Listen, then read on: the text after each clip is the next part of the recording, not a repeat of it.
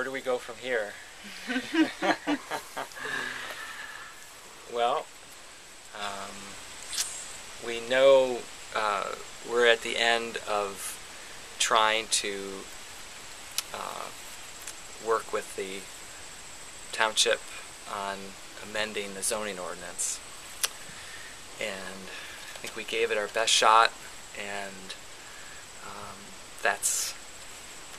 We've followed it through the entire process, through the prescribed process, you know, through countless planning commission meetings, county planning commission meetings, board, township board meetings, and so public hearing. You know, that's it. It's you know, we're done there, and so to move on, you know, it's like making lemonade from lemons. We need to build a larger structure.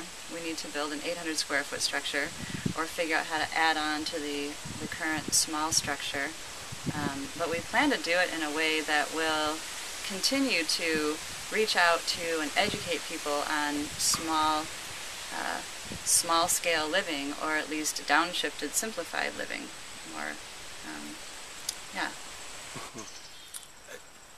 Maybe we were a little naive going into this. I thought township government was all about grassroots, supporting what the people of the township wanted, and assumed that the purpose was if your planning commission and your county planning commission and your county planning department and the public hearing, if you've got this groundswell of people in support, then your job is to get behind that and support that as part of living in a democracy, and representing your residents, the residents of your township.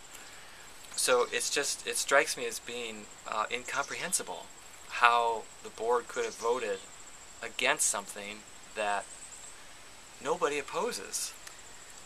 Yeah, the Planning Commission, in fact, was the group charged with creating this amendment, and they went to the board initially to make sure that they were not going to be, you know, cut off at the knees, but that, you know, they would support this in the end. You know, they were going to put a lot of work into this. So the board said, yes, we support you working on this, you know, getting rid of this amendment. So, you know, go for it. So they put a good 6 months of work into it, researching, debating, meeting, you know, repeatedly, us attending all those meetings.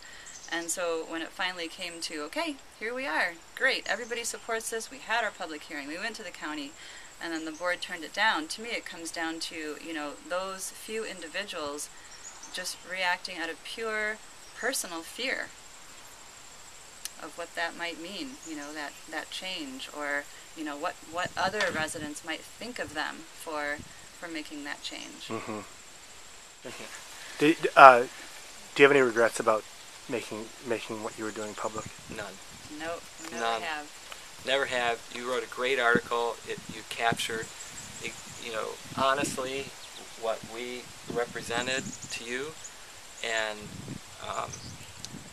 you know, we had no idea the impact this would have on people in both ways. I mean, it's stunning how personally touched people were, mostly for good, and then how there's a few people in the township who took it very personally, that this was like an affront to their authority, and that was sad, because it wasn't meant to be any kind of affront to anybody personally.